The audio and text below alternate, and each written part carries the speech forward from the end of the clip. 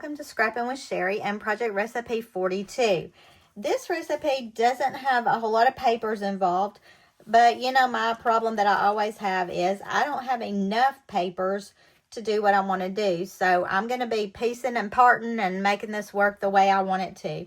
So there is a back paper here, and then we've got a front paper that's cut with a border punch. And then we've got the background behind that shows through these punches. And they have used the Banner Border Maker cartridge. I'm going to be using the little footprint because these are going to be some pictures of my newest granddaughter. So let me look at what we've got to do and get started on it. Now I know this one is the one I want for this front right here. And that's that peach color. And then there's a peach color here. So when I look at it, it tells me that I'm supposed to punch this first and then cut it. So I'm going to go ahead and do my punches using my border maker system.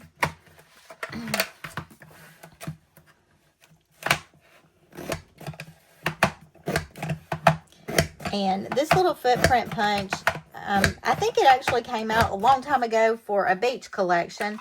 But it's just adorable to do the little footprints for babies too. And I think it's just sweet. So I opted to do it on this page. And it actually is called footprints if it's something you don't have and you're looking for it.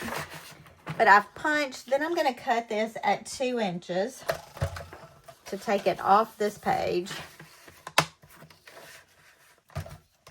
And I know when you watch me do these project recipes, you think, how do you even start in the middle of it?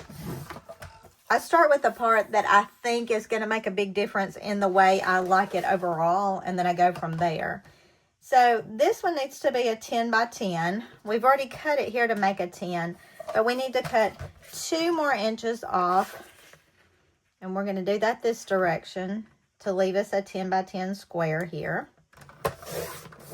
That'll make a great title block down the road. And I don't even know if I told you this or not, but this paper and this paper are from the Lullaby Lane Girl. And then this gray one in the middle is something I inherited from someone. It's not even a Creative Memories paper. So we're supposed to cut this as a 10 by 10 and then punch. Well, this is one of those cases where you go back and you read the directions.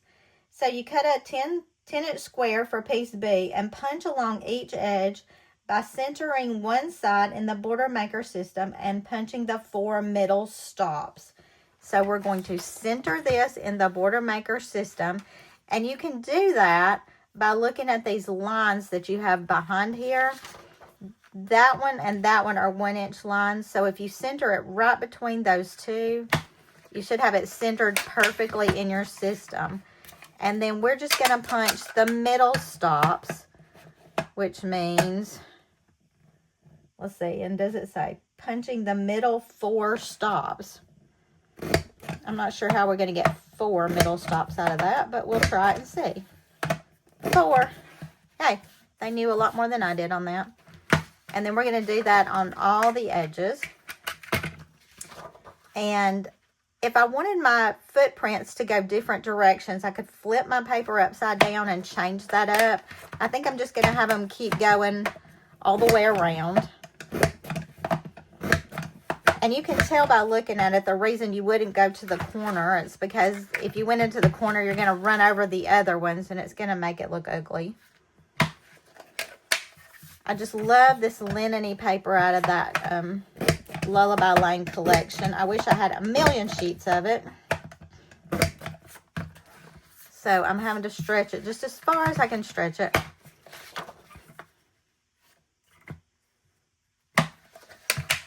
And, you know, by the time the new baby collection comes out next year sometime probably, I'll be finished with all this baby pink stuff. All right. So we've got that punched and it's done. Let me clean off all this scatter or I will have it everywhere. Now, what happens if you don't have one of these cartridges that punches out the center like that? You could always punch something else and glue them all down, but boy, that would take a lot more work than just doing it this way. So I would encourage you to find one of those knockout border maker cartridges that does this right here. Now you can tell on this, I'm not going for high contrast. Normally I would say, oh, you need paper with high contrast so it'll show through. But I want to keep this kind of soft looking. And here's where I had another problem. I really, really, really like this heart paper. And it's going to be behind everything. It's going to be my furthest background. But I wanted to pull a little of it out right here and right here. So in order to do that, I'm going to lay this down first. And I am going to do it at an angle like they showed it here. And I'm just going to kind of trace that with my pencil. And obviously not perfectly. But this is going to tell me where I can get this paper and then piece it back together to use it on my opposite page, because here again, this is the last piece of this I have. So back to my 12-inch trimmer. And this time I'm just going to be cutting kind of close to those lines I just drew. I mean, it's not going to be exact, and that's okay. I just really need part of this out so that I can use it on that opposite page. And the reason I drew the pencil lines was just so I wouldn't cut too much, since I'm going at that angle. I didn't want to cut too much and then end up with it showing where I had that extra space. And you'll see what I'm doing in just a second, as long as it works. I went a little high on that one. So basically what I've ended up here is a crooked frame, and that's what I wanted all along. Now let me go back to the gray piece that's going to be behind here, and that gray piece is the blue, and on it I need to cut a 1.5 inch by 12 inch strip first. Got that. And then I need to make a 10.5 by 10.5. And they show making a frame. I don't necessarily want a frame for this piece because I'm not going to use the backgrounds on it. So all I have to do here is cut off a 1.5 that we won't use. So I'm discarding that. Not discarding, just laying it to the side. But that gives me that piece. So let me go ahead and put this side together, and then we'll move to the other side and see what we can do there. And because I've got all these punches, I don't want to do repo tape all over this. So I'm going to put some tape here and there on the places that are not punched, just to hold it a little bit. I think it's going to be fine. And then I'll stick that to that gray, lining it up so it's about the same all the way around. You know, if you want to measure on this, feel free to. I'm going to do an eyeballer. And then I need to get this onto that to cover it up. So I'm just going to add some tape right around the framed edge in a few spots and tape this on. Now the only thing that has a direction on this is my background paper, these little hearts. So everything else is non-directional, which is making this much, much easier to put together. If I were dealing with a lot of directional papers, this would be really difficult to keep up with. And I'm just trying to cover up where I cut out behind there.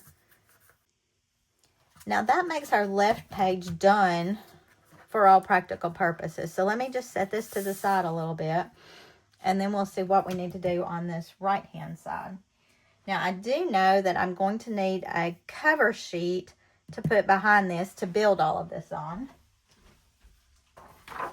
So I've got this cover sheet, and what it's showing here is just a white background that would be basically the same as what I did here. So I did the hearts there, and this is where I want to go back in and put the hearts across that top piece there. But I think what I'd prefer to do is start at the bottom and build up. And that's where I'm going to head with it. Now, I'm going to go ahead and cut this into some straight pieces. You know, we did it at angles. And I want to kind of straighten these hearts back out. And I'm doing that by lining up the hearts that are the same colors right along the edge of my trimmer. And once you got one straight edge, it's easier to cut the other straight just by rotating counterclockwise. So where it shows white, there's a little bitty thin white along the bottom. And I think I do want to put these hearts along the bottom and then the thicker white across the top. So what I'm going to do is cut this at about 3/8, maybe. Or maybe I don't want to go that far. I'm just going to cut a really thin little strip. And then I'm going to cut one more just like it because I'm not going to have my 12-inch width to go along the whole bottom of the page. And I'm going to need a little bit more of this to make it work. And I could have made this even bigger and then just covered it over, but oh well. So that'll be right along the bottom edge. Then our next thing is going to be the one that we did with the border. That'll be our pink one. And depending on how I lay that down, I don't really want white showing through there. Our next thing is going to be something else. And here they've used an alternate color and then they've done their mattes in it and they've done this in it. I decided that this would be nice to bring in a little gray. It's got a little pink tint to it. So let's see how wide those strips are. They are 3/4 inches by 12. And there's 2 of those. So let's cut a 3/4 and a 3/4.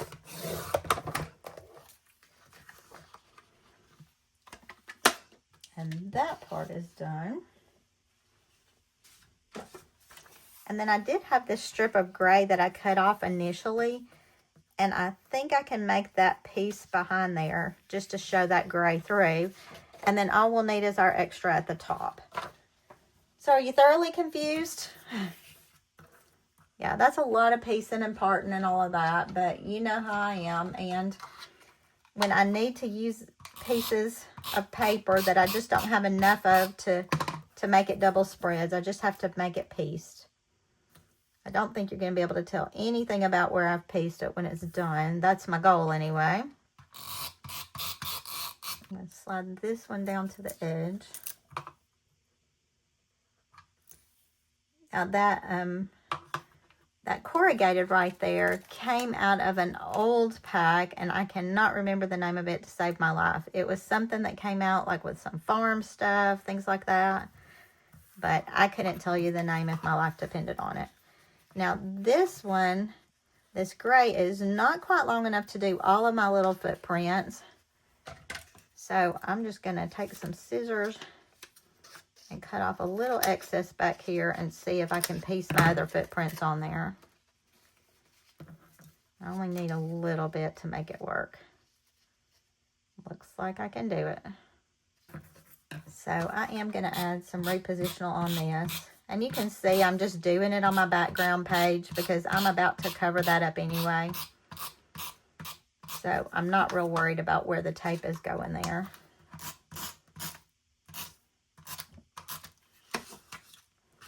I do want to get all these little feet covered though. Got one little toe sticking out over there, but I think I got them all. Does anybody use scraps near as much as I do? I just feel like I use scraps way more than I use full sheets of paper. But I just have certain things that I really, really, really like. And when I need to do a 2-page spread, I just don't have a lot of options.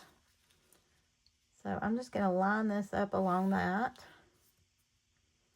And yeah, my hearts aren't going to match up exactly. They're a little bit different right there. But I don't think that's something that people are going to stop and go, oh, that's crazy. Why did she do that?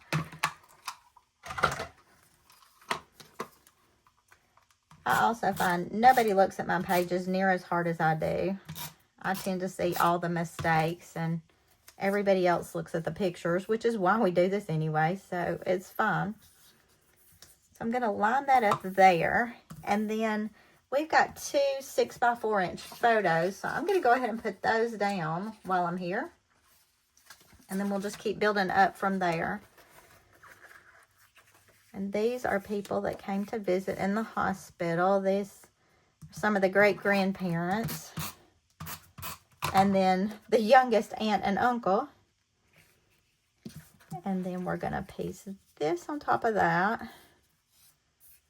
And then we'll be ready to add this. And I think what I'm going to do is go ahead and cut this. I think I can half it maybe. That's how I'm going to try it. And we'll see if that works or not. This is about an 8 3/4. So 4 and a little extra. Ought to do it. Don't y'all love my way of measuring? And I did that so I can put this down on top of it once I get it pieced together.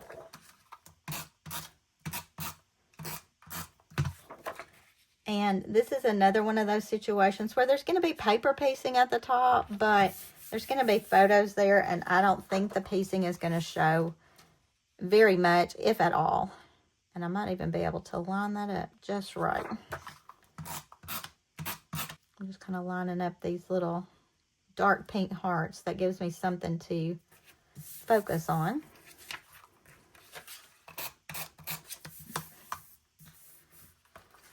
All right, let's cut off the excess of that, add that other border, and then we'll be ready to finish out our pictures. Putting on this last border. This tape has run out. All of my tapes are running out.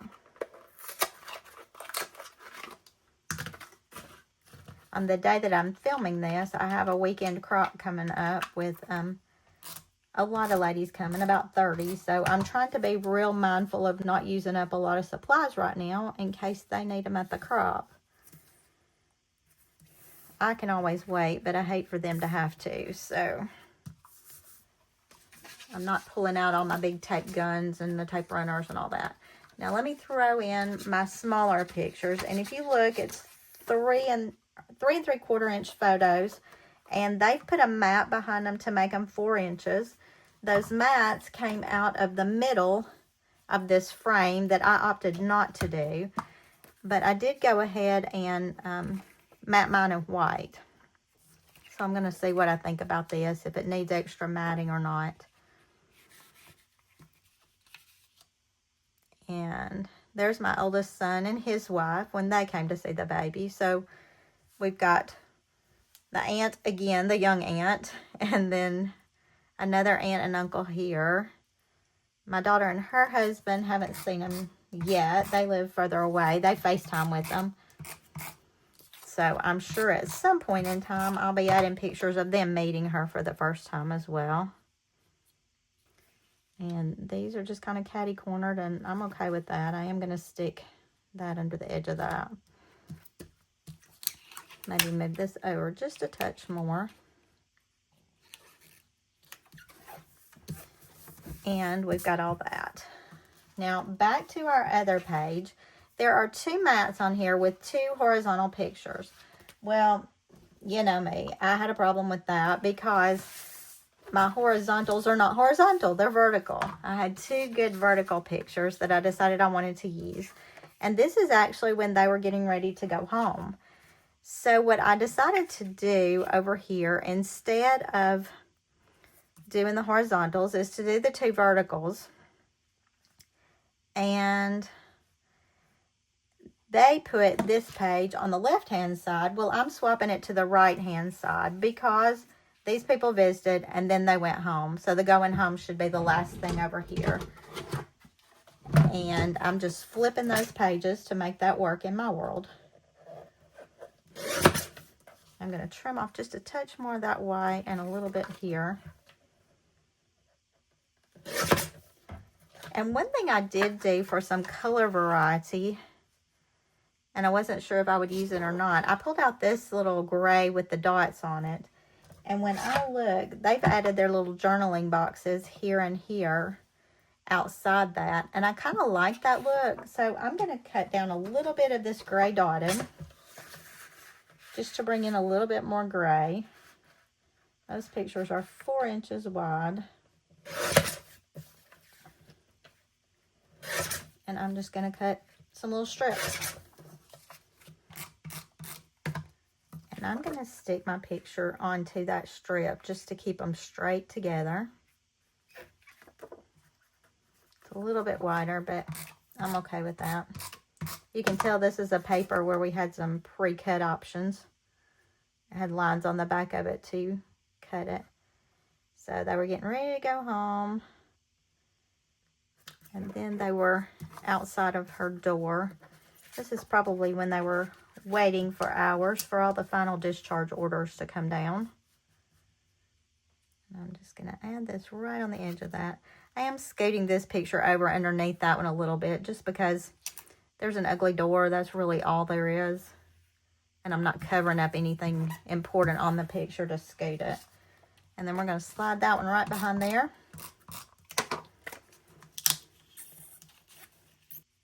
And I think just for some visual appeal, I'm going to make this go up above that picture. Make it a little bit taller than that one. I've got a piece of tape showing right there that I can see. But otherwise, these 2 pages are about done. So it will be easy enough for me to title here if I want to title. And I'm not sure if I will or not. And then going home and the date. And that'll be all I have to add to this really. And 2 more pages are done. That is project recipe number 42. And we are moving right along. Until I see you next time, happy scrapping.